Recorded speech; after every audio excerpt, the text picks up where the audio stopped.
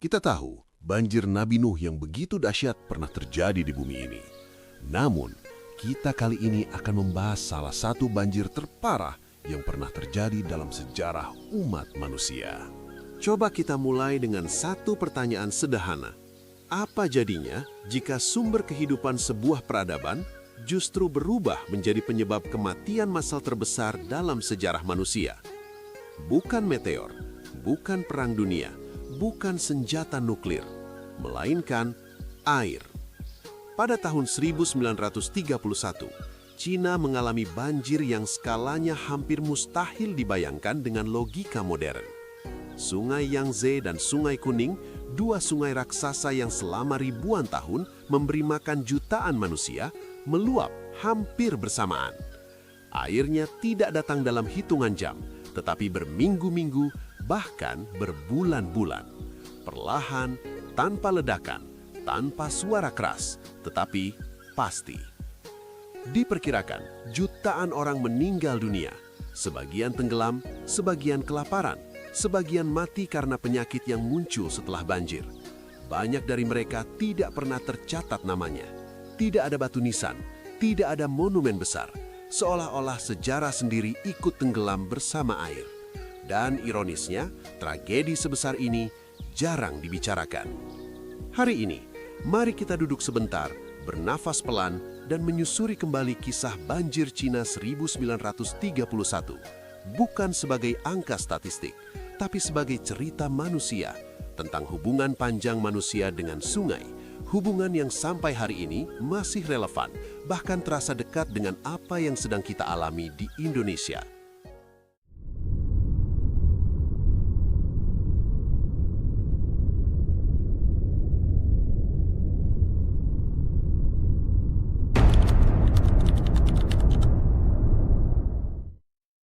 Sungai Kuning, rahim peradaban yang tidak pernah tenang.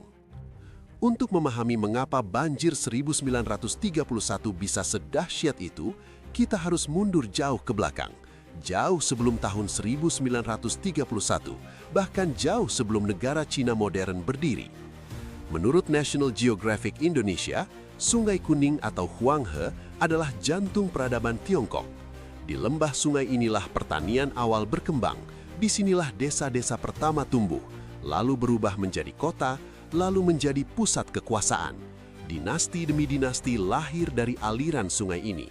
Namun, sejak awal, Huanghe bukan sungai yang jinak. Airnya membawa lumpur halus berwarna kekuningan dalam jumlah luar biasa besar. Lumpur ini membuat tanah subur, tetapi juga terus meninggikan dasar sungai. Akibatnya, dari waktu ke waktu, permukaan Sungai Kuning justru lebih tinggi daripada dataran sekitarnya. Bayangkan itu sejenak, sungai yang mengalir di atas kepala manusia.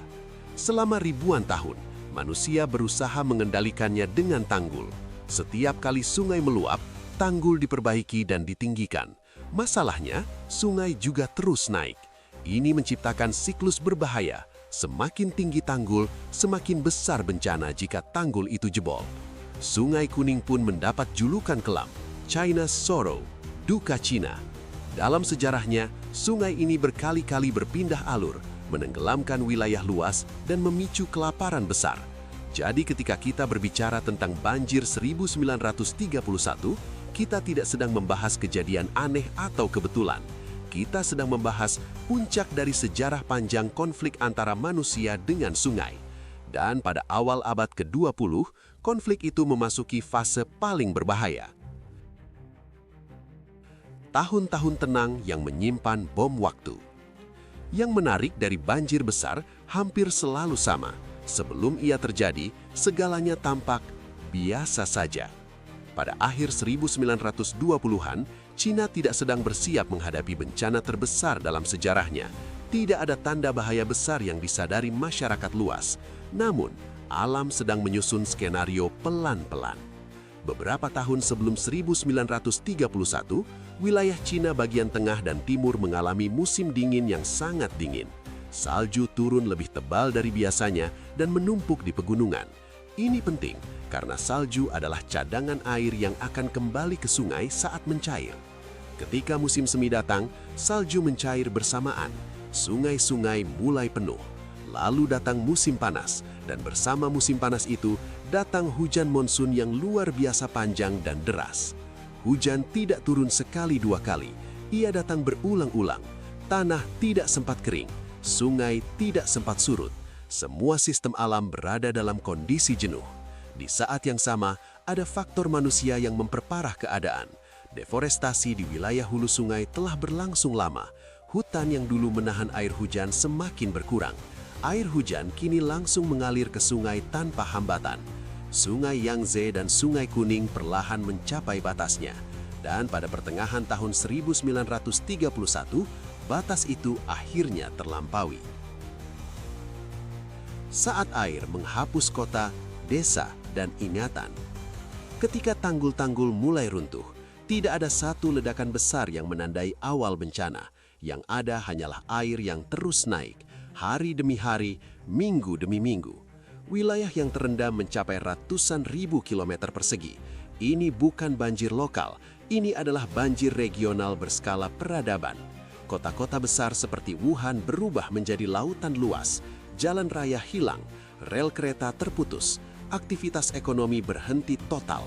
Orang-orang berpindah menggunakan perahu bahkan di pusat kota. Di desa-desa, keadaannya jauh lebih tragis.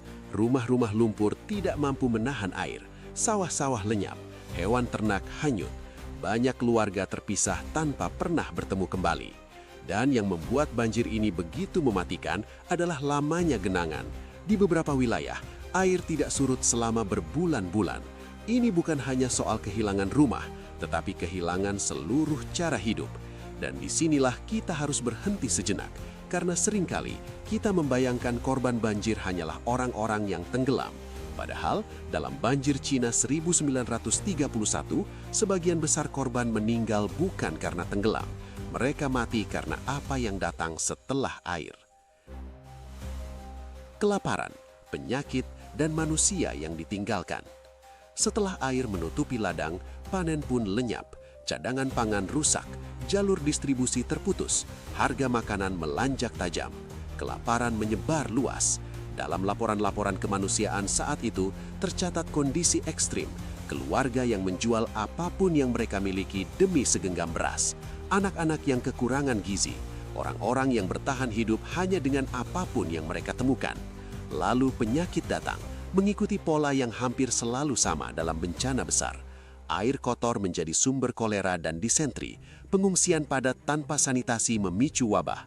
Orang yang selamat dari banjir jatuh sakit dan meninggal beberapa minggu kemudian. Negara tidak sepenuhnya siap. Cina saat itu berada dalam kondisi politik yang rapuh. Koordinasi bantuan lambat. Banyak wilayah terisolasi terlalu lama. Bantuan internasional akhirnya datang dan ini menjadi salah satu operasi kemanusiaan terbesar pada masanya. Namun bagi jutaan orang, bantuan itu datang terlambat. Banjir ini meninggalkan satu kesadaran pahit. Bencana alam tidak pernah murni alamiah. Dampaknya selalu diperbesar oleh kondisi sosial, politik, dan ekonomi manusia. Dari Cina 1931 ke Sumatera hari ini. Sekarang, mari kita tarik nafas dan kembali ke masa kini. Ketika kita melihat banjir di Sumatera hari ini, air yang meluap, rumah terendang, jalan terputus, warga mengungsi, kita menyebutnya bencana alam, lalu perlahan melupakannya begitu air surut. Padahal, jika kita jujur, banyak pertanyaan yang jarang kita ajukan. Tentang hutan di hulu yang semakin menipis, tentang sungai yang disempitkan, diluruskan, dan dibebani, tentang permukiman yang tumbuh di bantaran air, seolah-olah sungai tidak punya ingatan. Di Cina 1931, orang-orang juga mengira tanggul akan selalu cukup tinggi. Mereka percaya sungai bisa dikendalikan. Sampai suatu hari, air membuktikan bahwa alam tidak pernah tunduk pada kepercayaan manusia. Sumatera hari ini tentu bukan Cina 1931, tetapi pola-pola kecilnya terasa akrab. Air yang semakin cepat datang, genangan yang semakin lama surut, banjir yang terasa makin sering, seolah-olah ingin mengatakan sesuatu. Mungkin pertanyaannya bukan lagi apakah banjir bisa dihindari sepenuhnya. Pertanyaannya adalah apakah kita masih mau belajar dari sejarah atau hanya akan terus menyebutnya takdir. Karena sejarah seperti sungai selalu mengalir. Ia bisa memberi kehidupan, ia juga bisa membawa peringatan. Dan pada akhirnya, dengan mengingat kisah banjir Cina 1931 ini, kita bisa bertanya pada diri kita sendiri, bukan dengan panik, bukan dengan kemarahan, tetapi dengan kejujuran yang paling sunyi. Apakah kita sedang membangun masa depan yang lebih bijak atau tanpa sadar sedang menyiapkan banjir besar berikutnya? Terima kasih, sampai jumpa lagi di Atlas Bencana, ketika alam menulis sejarah.